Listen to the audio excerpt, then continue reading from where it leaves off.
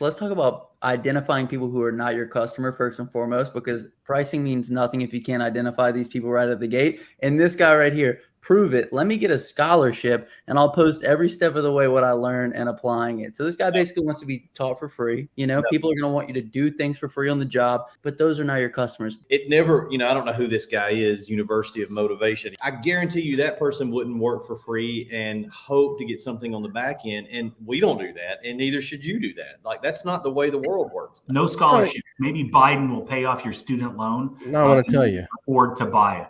I don't even want to be around those type of people, bro, in my life. Like, like I have even like certain family members like that. Like everything is at the bottom dollar.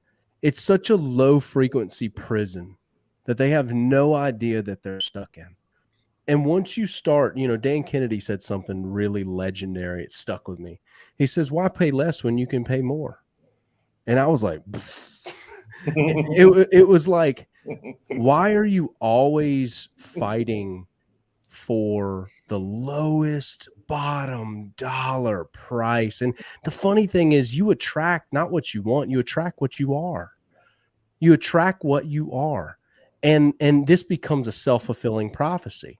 If you're a person who nickels and dimes people all the time, and you're always complaining about how eggs went up in price.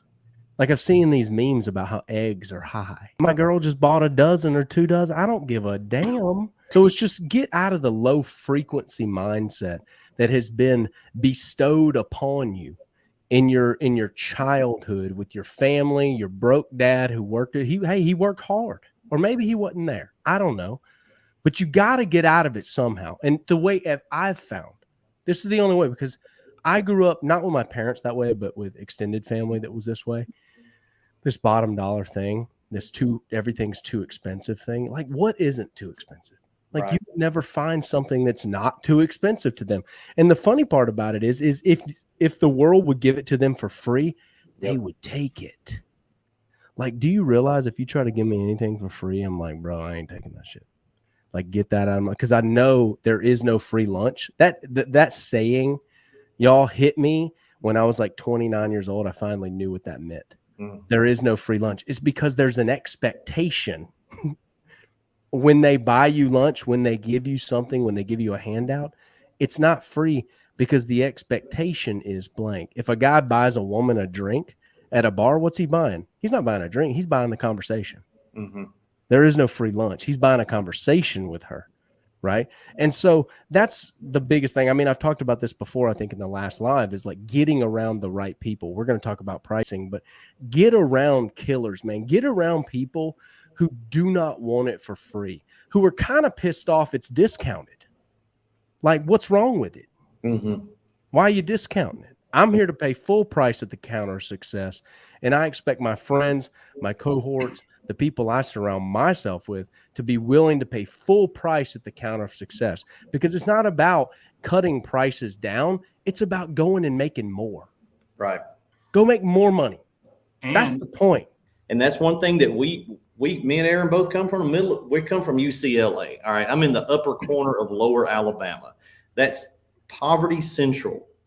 And to be able to break that poverty chain of events, it takes a paradigm shift in your mind. I purposefully overpay for things on purpose. And I know that sounds crazy, and that's okay. It can sound crazy to you. It doesn't matter. I've made $20 million in the last 3 years. You can think I'm crazy if you want to, but I purposefully do that because I am not going to let my mind go backward to that place where I'm not innovating anymore because I'm scared to write the check, because I'm scared to leverage the money. It could fail. We've had projects that failed, but when it hits right. And it's partially about innovation, but a piece of that pie graph there is being willing to take the chance.